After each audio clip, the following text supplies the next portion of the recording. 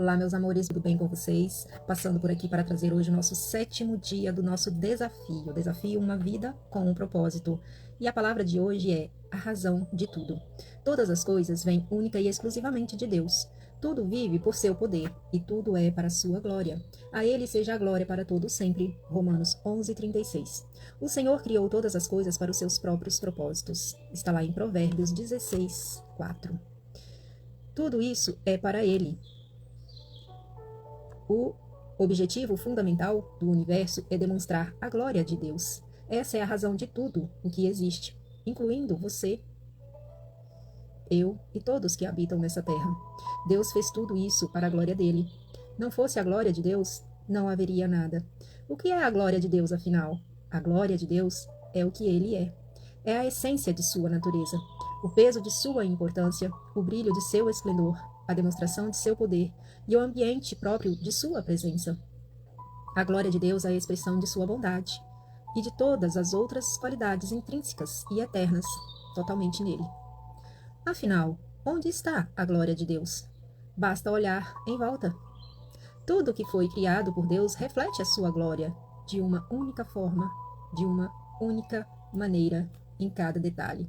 Cada detalhe que nós vemos tem a assinatura do seu autor, do seu criador. Vemos isso por toda parte, da menor forma de vida microscópica até a Via Láctea, do pôr do sol até as estrelas, as tempestades e estações do ano. A criação dá a conhecer a glória do nosso Criador. Na natureza aprendemos que Deus é poderoso, aprecia a variedade, ama a beleza e é organizado, sábio e criativo. A Bíblia ainda nos diz que os céus declaram a glória de Deus. Ao longo da história, Deus tem revelado a sua glória às pessoas em diferentes ambientes. Ele a revelou inicialmente no Jardim do Éden, onde tudo começou. Depois disso, a Moisés, no tabernáculo, no templo, por meio de Jesus, e agora por intermédio da própria igreja.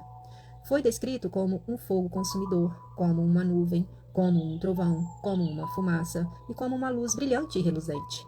No céu, a glória de Deus fornece toda a luz necessária, e a Bíblia ainda nos diz: a cidade não precisa de sol nem de lua para brilharem sobre ela, pois a glória de Deus a ilumina. A glória de Deus é mais bem observada em Jesus Cristo. Ele, a luz do mundo, esclarece a natureza de Deus. Graças a Jesus, não somos nós tratados como ignorantes a respeito de quem Deus realmente é. E a Bíblia ainda nos diz: o Filho é o resplendor da própria glória de Deus. Jesus veio à Terra de modo que pudéssemos entender completamente a glória de seu Pai. Aquele que é a palavra tornou-se carne e viveu entre nós. Ele é 100% homem, 100% Deus. E vimos a sua glória cheio de graça e de verdade. Ele possui uma glória inerente a Deus porque ele é Deus. Faz parte da sua própria natureza. Não há nada que possamos apregar à sua própria glória. Assim como seria impossível aumentar o brilho do sol. Mas somos instruídos a reconhecer a sua glória, honrar a sua glória e também a declarar a sua glória, louvar a sua glória e refletir a sua glória e viver por sua glória. Por que tudo isso? Porque Deus merece. Nós lhe devemos toda a honra que pudermos dar, e ainda assim será pouco pela vida que ele nos deste. Uma vez que Deus fez todas as coisas, ele merece toda a nossa glória e toda a nossa honra. A Bíblia diz: tu, Senhor, e Deus nosso, és digno de receber a glória, a honra e o poder, porque criastes todas as coisas. Em todo o universo, somente duas das criaturas de Deus falham em glorificá-lo. Os anjos caídos são que são os classificados como os demônios, e, infelizmente, nós, as pessoas que Deus o criou, a humanidade. Todo pecado, basicamente, consiste na incapacidade de dar glórias a Deus, ou seja, amando qualquer outra coisa mais do que o próprio Deus que nos criou. Recusar-se a dar glória a Deus é rebelião e arrogância, e foi este pecado que causou a queda de Satanás, bem como também a de muitos dos nossos irmãos. De formas diferentes, todos já vivemos para nossa própria glória, e não a de Deus. A Bíblia ainda nos diz: pois todos pecaram e estão destituídos da glória de Deus. Nenhum de nós tem dado a Deus toda a glória que ele merece em nossa vida. Esse é o pior pecado que carregamos e o maior engano que podemos cometer. Entretanto, viver para a glória dele é a maior realização que podemos alcançar em nossa vida terrena. Deus diz: todos eles são o meu próprio povo. Eu os criei e lhes dei vida, a fim de que mostrem a vida, a sua grandeza. Que lhe mostrem a minha grandeza. Logo, ele deve ser o objetivo supremo da nossa vida. E como posso dar glórias a Deus frente ao mundo ao qual estamos vivendo? Jesus disse ao Pai: o Senhor criou todas as coisas para os seus próprios propósitos, e Jesus glorificou a Deus cumprindo o seu propósito na terra. Nós honramos a Deus da mesma forma. Qualquer coisa na criação glorifica a Deus quando cumpre o seu propósito. Por exemplo, os pássaros glorificam a Deus ao voar, ao gorjear, ao fazer um ninho e ao realizar outras atividades próprias de suas espécies, conforme os planos de Deus.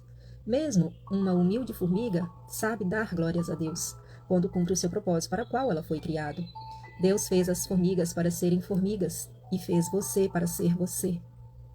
Irineu disse: a glória de Deus é um ser humano em plenitude de vida. Existem muitas formas de dar glória a Deus, mas elas podem ser resumidas nos 5 propósitos que ele estabeleceu para a sua vida. O primeiro deles é: damos glórias a Deus ao adorá-lo.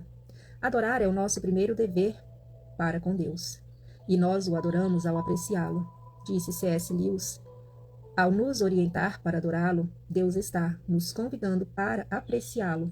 Deus deseja que nossa adoração seja motivada por amor, ação de graças e alegria não imposta. John Piper observa que é quando estamos mais satisfeitos em Deus que ele é mais glorificado em nós. Adorar é muito mais que louvar do que cantar e orar a Deus. É um estilo de vida próprio que compreende apreciar a Deus, amá-lo e nos doar para sermos usados em seus propósitos. Quando você usa a sua vida para a glória de Deus, tudo que faz pode se tornar um ato de adoração. E a Bíblia ainda nos diz: usem o seu corpo inteiro como instrumento para fazer o que é justo, simplesmente para a glória de Deus. Somos templo. Nosso corpo é templo sagrado do Espírito Santo de Deus. Damos glória a Deus ao amar os outros cristãos. Quando nascer de novo, você se tornou parte da família de Deus. Seguir a Cristo não é apenas uma questão de acreditar, mas também de incluir, de dar pertencimento e aprender a amar a família de Deus. João escreveu: sabemos que já passamos da morte para a vida porque amamos os nossos irmãos. E Paulo disse: aceitem-se uns aos outros da mesma forma que Cristo nos aceitou, a fim de que vocês glorifiquem a Deus.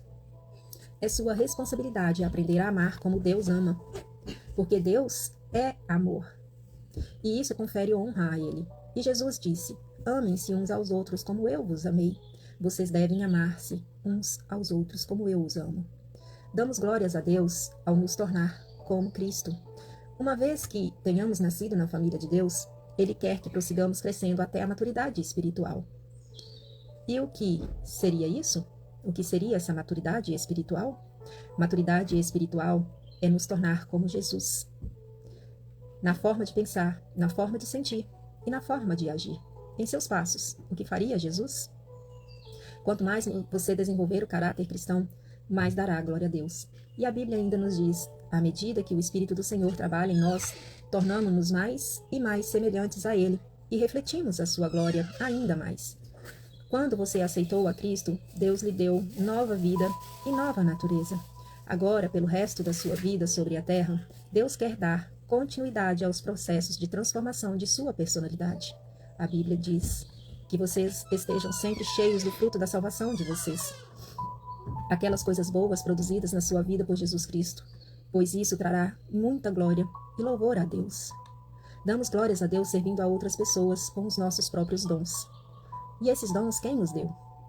Cada um de nós foi exclusivamente planejado por Deus com talentos, com dons, com capacidades, com habilidades. O modo de você estar relacionando aos outros não é um acidente. Deus não lhe deu suas habilidades para propósitos egoístas. Elas lhe foram concedidas para beneficiar outras pessoas, assim como outros receberam habilidades para os seus benefícios. E a Bíblia ainda nos diz: Deus concedeu dons a cada um de vocês, dentre a sua grande variedade de dons espirituais. Administrem-nos bem, para que a generosidade de Deus flua por meio de vocês. Vocês são chamados para ajudar aos outros. E o que vocês têm feito? Com os talentos, com os dons, com as habilidades, com as capacidades que Deus lhe deu? Está usando? Ou simplesmente está ignorando? Ajude com toda a força e energia com que Deus lhe supre. Também damos glórias a Deus falando dele a outras pessoas, principalmente em missões, levando Deus àqueles que não o conhecem. E quando estamos levando Deus a quem não o conhece, estaremos levando amor, porque Deus é amor. Deus não quer que seu amor e propósitos sejam mantidos em segredo. Uma vez que tenhamos conhecido a verdade, Ele espera que a partilhemos com os outros. Este é um enorme privilégio.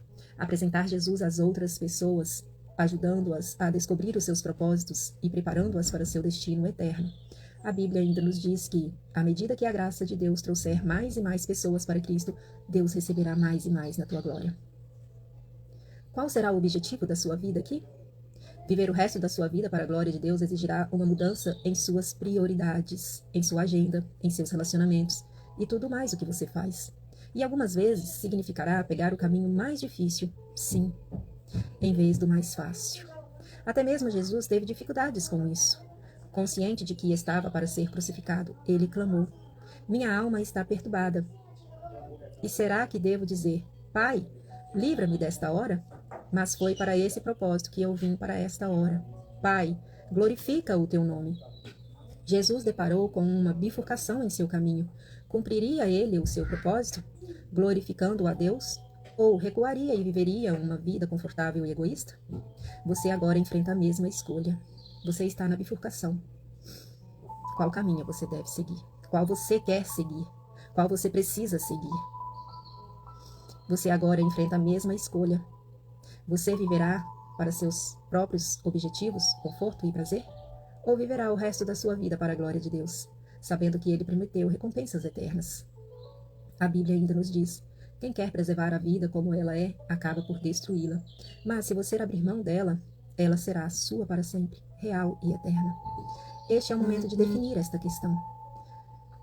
Para quem você irá viver? Para si ou para Deus? Qual caminho você decide seguir? Nós sabemos que o caminho para segui-lo é estreito. O caminho do mundo é largo, com muitas opções. Mesmo assim, qual caminho você decide seguir?